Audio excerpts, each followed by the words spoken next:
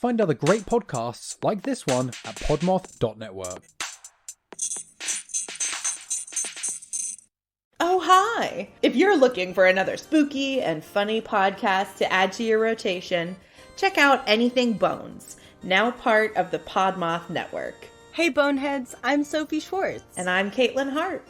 And we're the hosts of Anything Bones, the podcast where we talk about bones and bone-related topics. Soph, what are bone-related topics? Thank you for asking, Caitlin. This can be anything from mausoleums to murderers, famous skeletons to cadaver dogs. Bone churches, mummies, serial killers. You'll hear about them all. And sometimes we have guests stop by and tell us their favorite bony tales. Check out Anything Bones on Apple, Spotify, Stitcher, iHeartRadio, or wherever your little heart desires. We release new episodes every Saturday. Bon voyage!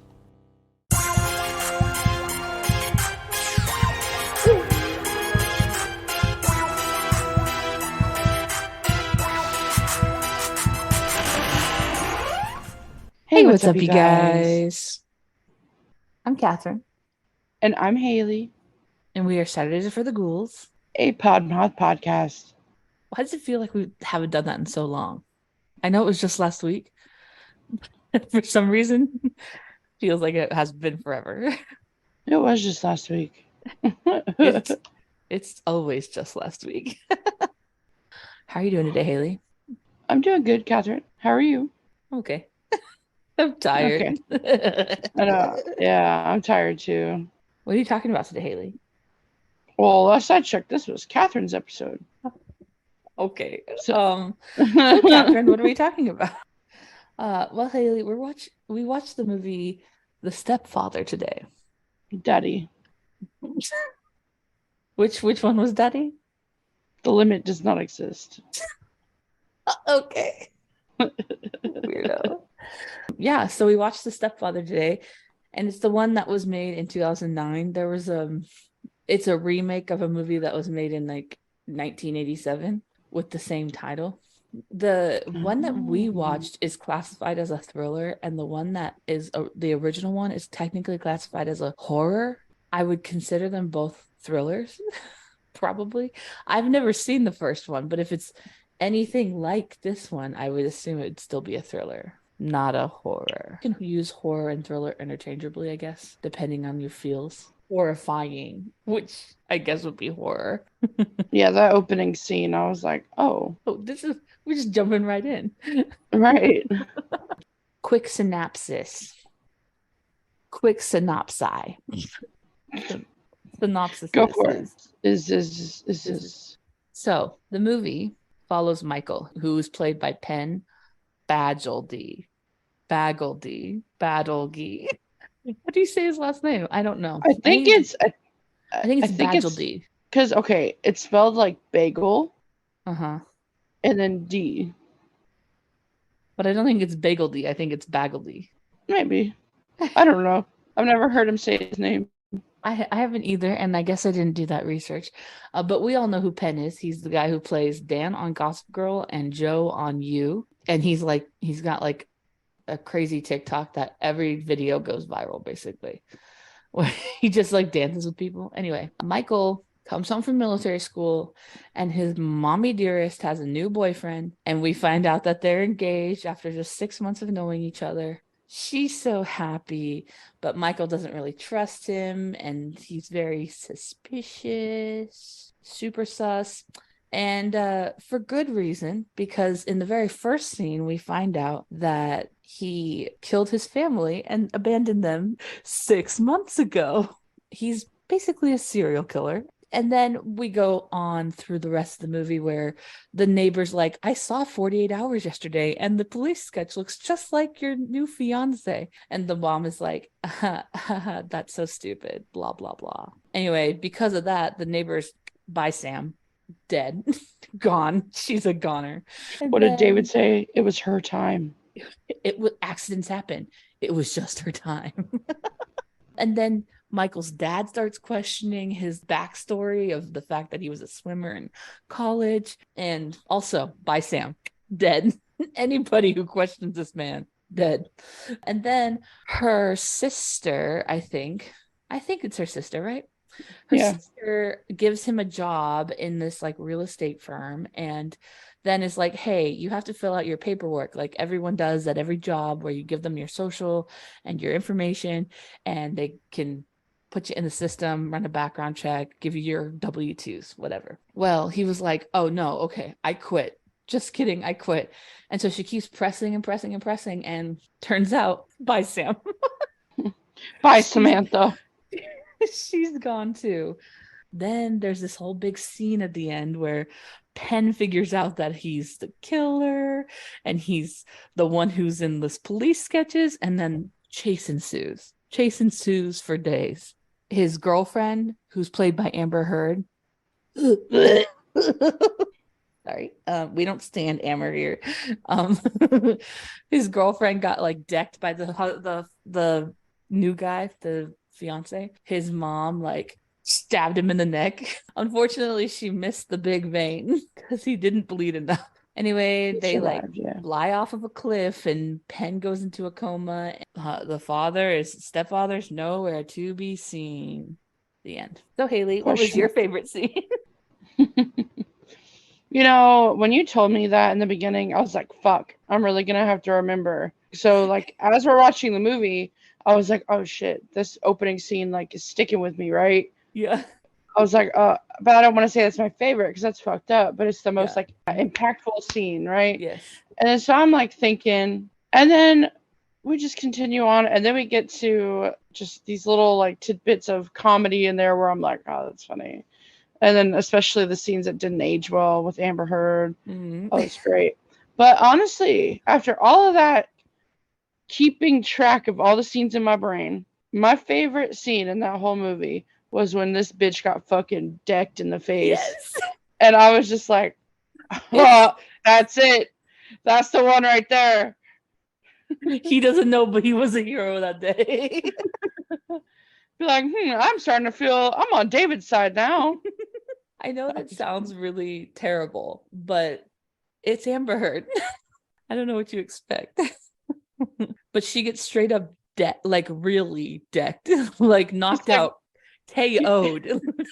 He's like, what are you doing, Kelly? Huh? Bah! Like, she got knocked out for a while. She was out for a good few minutes. Yeah, she was. I also wrote, I said, this movie could also be called How Few Clothes Could We Put on Amber Heard? Because every scene, man. I swear, every scene with her in it, except the first time we meet her, she's like fully clothed. And then, lo and behold, I was actually surprised that she wasn't in her bikini when it was storming raining outside. I was like, bro, is she was actually wearing a jacket. I was like, oh. And pants. And pants. Bro, she never wore pants. Like, okay, so like the first scene, obviously she's at like a party with his family, so she's fully clothed. The last scene, it's pouring rain, it's storming outside, she's fully clothed. Any other scene, she's got only a bikini, only her underwear and tank top, and she's in her bedroom. It's just no clothes for Amber. Like the lowest clothing budget was for Amber Heard. It seemed like every scene she had less and less clothes on. You know, because like it moved from like fully clothed to her with the bikinis and the shorts, and then it was like further and further away from being clothed. Exactly. Yeah, Amber Heard was a very weird one, because she obviously wasn't who she is now, but now that we know who she is. I said this to Hayley. I said, I feel the same way with Emma Roberts' movies sometimes. We didn't know who she was, and then we do know. She beats her men. Significant others. Sorry, side note. Evan Peters, I feel so bad for this man. He gave his heart and soul to that bitch. And they were like back and forth, whatever. And then allegations, whatever. He finally like breaks it off with her. He meets another one of my loves, Halsey, right? I love Halsey. She gives this man the best like 6 months of his life, you know? And she just, I guess I read this thing that was like, he didn't even know that they were going to break up. She just like deleted all of pictures of him. And she ended up getting with the guy she's with now and announced that she was pregnant. He thought they were still together. Poor Evan Peters. That's a fucked up situation. Okay. That is, yeah. Yikes. On the other hand, Penn is in this movie. Another Oh yeah. chef's kiss of a man. As he's popping up on my screen for you. Really? Yeah. I think that Part 1 out February 8th, baby. I think that your computer or your TV is listening to us. Which I Anyway. would not be surprised. Anyway, Penn is another fine specimen here. We always have to find one man that we have to thirst over in a movie, I guess. It's really becoming that. I don't mean to, but that's just our brand now. Who's the ghouls thirsting tonight? Yeah. Put your guesses in the comments now. It's the Stepfather. Is it gonna be David? Or is it gonna be Michael? Or is it gonna be Jay? Okay. I was like, why does he look exactly this? They looked so much alike. I was like, this mom has a type. They're all just mediocre white men. True. They all look the same because they're all mediocre white men. I love a good chase scene. So I think that my favorite scene was just like the whole ensemble of the chase of like Penn finding out that his dad is in the freezer downstairs. Spoiler. Penn is finds out that his dad's in the freezer downstairs. She gets decked. They run through the house. Then she stabs him, and then they run up into the attic. The attic has termite damage, so they're falling through the ceiling every which way. It's just they're going through the walls. They're on the roof. I don't understand how that house had like slats instead of like an actual wall there. Like it was so that they could go through it, obviously, but I kind of thought that maybe that's why they had wood damage, because water could get in. Anyway, Penn plays a swimmer. So there's plenty of shirtless Penn Badgley. They have a pool at the house, so that's mainly where him and Kelly hang out, is at the pools. Now, I did think that for kids going into junior year, they were very, very touchy. Like they were very hormonal, and spicy. They were very spicy for seniors. It felt like, and the mom was like, "You have to stop being so old-fashioned." The dad was like, "Are you sure you should let them do that?" And the mom's like, "You have to stop being so old-fashioned." And I'm like, "My mom would never." My dad would never. They would never. Girls will be girls, boys will be boys. Like that's not how that works. They'd be like, "Get your tongue out that mouth." Yeah, you leave guys, room for Jesus. Side hugs only. Don't even look at each other. No eye contact. Take your glasses off when you look at him. Just go cross-eyed. Like, oh, geez. In case you're wondering, I'm straight up blind without my glasses. So you can't see anything if I take my glasses off. Anyway, she is a true Velma. I feel like Velma every time I take my glasses off, or like they fall off, and then I'm like, "Where are my glasses? I can't see without my glasses."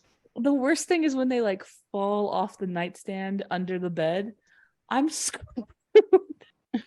I can't see under they're the gone. bed. They're gone. New ones, I guess. They belong to the under the bed. They belong to the they belong to the underworld. The Slender Boogeyman. Boogeyman can have them. Yeah. Anyway, you're just like, I guess I didn't need them that much anyway. Yeah. Just start driving like a Mr. Magoo.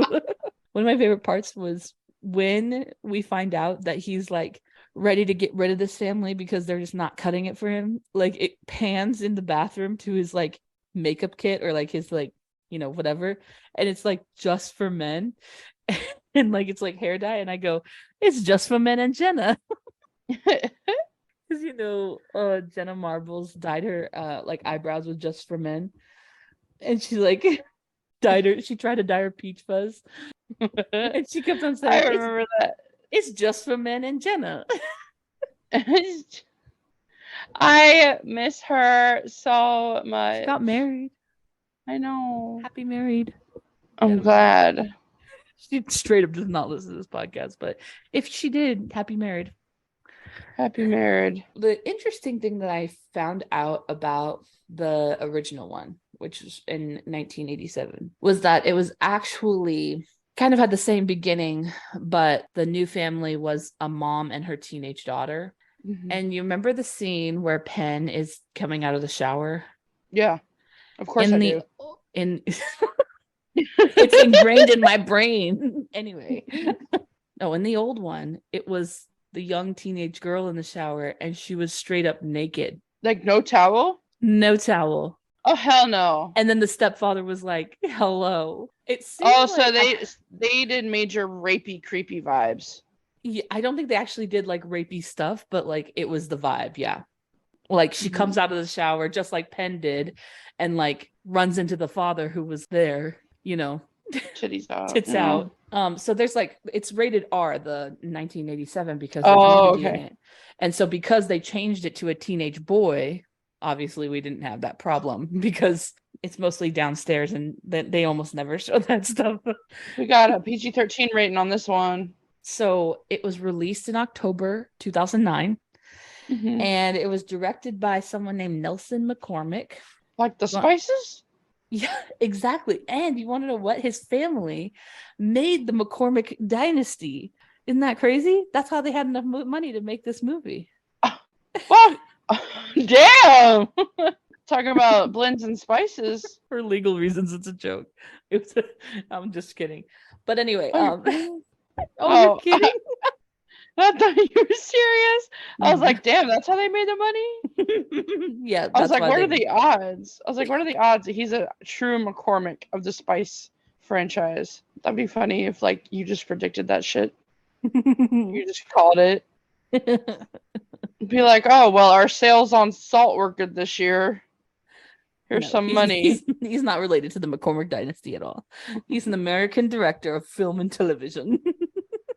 I said, wow, the way you said that sounds fancy. Fancy. Other things that he has made are episodes from NYPD Blue, VIP, Alias, House, ER, Prison Break, 24, The Closer, Nip Tuck, Criminal Minds. Do you want to talk about the budget for this film? Are you going to tell me the budget and then I guess how much it made back? Or is that what you want? Or do you want to guess the budget and the amount? I'll go all out, baby. Okay, you do this. How much was the budget? Well, considering they literally filmed in like mainly one location, like one main location, I feel like it's not too much. But that one house that the sister had for like the 2 seconds that they showed that house was phenomenal. So I wonder how much that Airbnb costs. It's only $1 million a night, Kathryn. What do you mean? Pennies, just pennies. 1.4, like 1.2 to 1.4 is like popping in my head. No. Is it less or more? Way more. Would you like to know? 10 million? More. 100 million? 20 million. Yes, 20 million. 20 million was the budget, and I was like, that's what you did with $20 million. I don't want to be that. I'm telling you, it was that Airbnb. That was half the budget. It was 10 million a night, not 1 million. I felt, I guess ever since, and I know I say this every time, but ever since Terrifier, you have high expectations. I've been so ruined with like people spending 20 million and that's what they got for 20 million, and like give Damien Leone, $3,000 and he makes, I don't remember the budget, but it was so little. It was 100,000. Yeah, exactly. So anyway, what do you think it made in the box office? Would you Did like it make a hint? its money back? Yes, it did. Okay. Did this movie, okay, it was on Netflix. So was it a theatrical release or? Yes. Oh, it was? Yes, in 2009. Oh, okay. I'm going to say like 30 million. Very close. $31.2 oh, million. That's real close. That was pretty close. It made a lot of money, but back in 2009 was Penn's prime.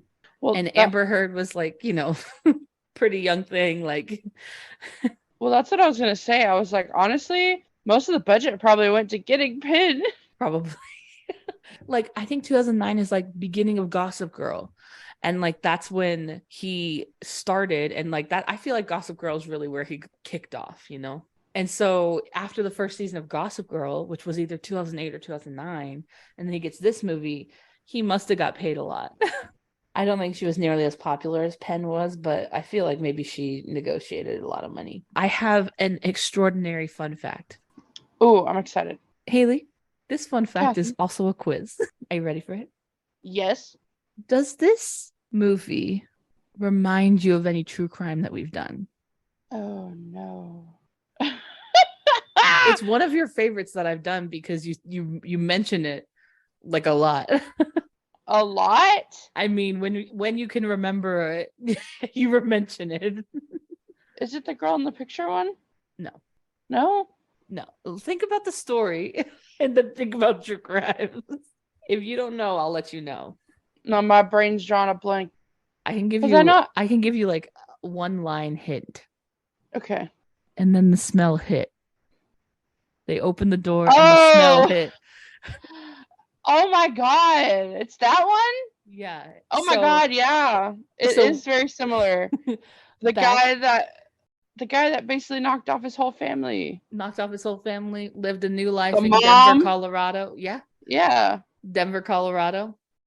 And I was over here like, bro. He just I did not see the murder coming. I was like, oh, like he loves his family. He's gonna just, rob a bank. Rob a bank or something, yeah.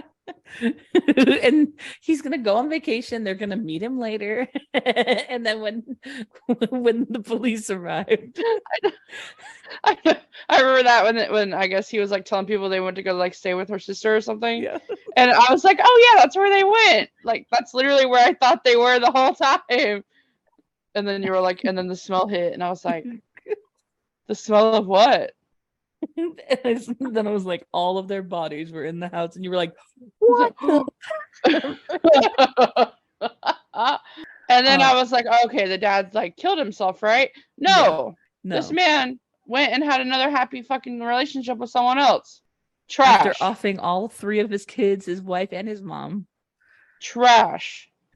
And so the original movie is the original Stepfather was based off of John List, which is the crime that we did back in the List family. The List family, yeah. So the John List family murders was based off of the first movie, which then I would assume is technically kind of based off of this. Now, granted, he didn't go to like a new family killed them. Like he went off and like lived his life like for a long time. And he was a tax accountant at Schmeich Schmar Schmock.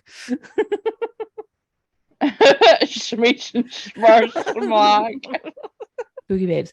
If you are an OG fan, you'll remember when I used to do True Crime versus Hollywood. This movie would have fallen under True Crime versus Hollywood had I not already done the true crime. And so it's almost like we're having a throwback. You should go listen to the List family murders. Anyway, Terry Quinn played the stepfather in the original, and he was asked to do a cameo in this one, and he was like, no thanks. No way. No how. Damn. And I was like, damn. He didn't want none of that 20 million budget? Yeah, I guess not. And then my last little fun fact before we get to like ratings and critics is the younger brother in the movie that played Penn's younger brother. He also played a like past young Penn in Easy A. Also played his younger brother in this movie, and he played young Penn in another movie in Easy A. I thought that was fun and fresh. Full circle. Full circle. Now, Hayley, before I tell you what everyone thought of the movie, I want to know, like, what did you think of this movie minus Amber? If Amber was played by some other blonde girl, how would you like the movie? Okay. I don't think the movie aged that well. There was a lot of good, like, tension scenes. But, like, I don't know. I love a good twist, right? We already knew this man was crazy. Yeah. It's hard when they tell you the like plot twist in the beginning. Right. So I was like, oh. Like, I don't know. I just wish that they would have done like a POV type thing to where like we're in the POV of Penn's character. Yeah. More so like we would only know like what Penn he knows. Sees. Yeah. And we're finding out what Penn finds out. Yeah, as it exactly. goes. Yeah. I feel like that would have been so much better instead of the opening scene. And so that it was really confusing. I wish there was a little bit more like information because he's a serial killer, but like it made it seem like he's done this to more than one family, but like he'd only really focused on like that one family. And Yeah. so I was like, is that like his OG family? Like, is that them? I didn't think I it think was. that was just the last family before this family. Because remember when the mom comes and was like, I thought you could be Grady Edwards' wife. And he goes, what? And he goes, who am I again? She said, Oh. David, what are you talking about? And he's like, David, that's right. Like I like that scene. that was a good one. Yeah. But it was best when I did it, right? Yeah. Yeah. Okay, perfect. Yeah, I agree. I think that it could have been good if they had gave us just like following Penn, but I think that also we might have gotten lost because we would have as soon as Mrs. whatever the heck her name was, Cutter, comes over and tells us, oh, he's the same guy on the drawing from 48 Hours. We'd be like, oh yeah, obviously. That's what's happening here, So I think that us knowing his secret made it like, I don't know, it could make for more tension, even because we knew when she said your sketch was on 48 hours or whatever, like we were like, oops. I think it could have been done better. I wish I had seen the old one just so that I could compare it. Would you like to hear the ratings of other people, or would you like to give me a rating fresh without anyone else's influence? I'll do my rating. Okay, what do you rate this movie? I'll do like a 4 out of 10. Oof. Okay. Like, I mean, it's a good movie, I guess, but like, I feel like it could be so much more. Disturbia is so much better. Disturbia is way better. I think it gives me major Disturbia vibes. They did that one very well because like you're not sure if the neighbor's crazy, right? But yeah, I think that Disturbia had come out first and they wanted to do another esque one. I'm not 100% sure about that, but Disturbia is much better if you're looking for this type of thriller. I think Disturbia is much better, and we'll do Disturbia next month or something. I don't know. Yes. We'll look at Shia LaBeouf when he wasn't crazy. I haven't seen that movie. I haven't seen that movie in so long. Me neither. This movie was not received well. The ratings were unfavorable, to say the least. One critic said that it was tepid remake of the original, and it lacked the tension and satirical undercurrent that the original had. Disturbia was a great one, and this one, it was unfavorable. Critics were not great with it.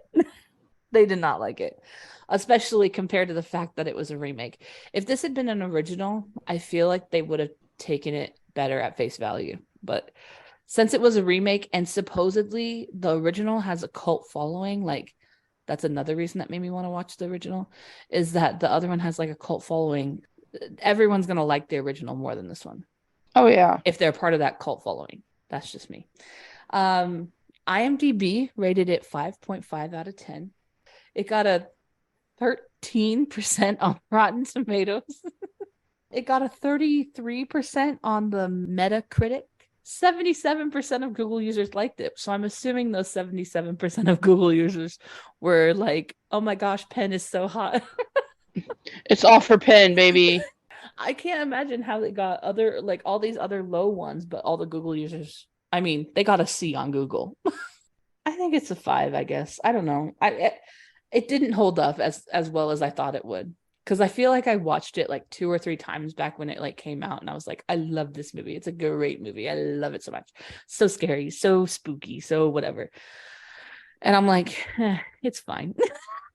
Now. It's a movie. Like I didn't get the same vibes that I got when I watched it the first time. Back when I was 19. Like that's when it came out. I was 19. So I don't know. I enjoyed it when I enjoyed it. So that's what I can say about it. There you go. That's all I got about the movie. That's it? Sorry. Okay, bye. Wait. Just because the movie's over doesn't mean we have to be.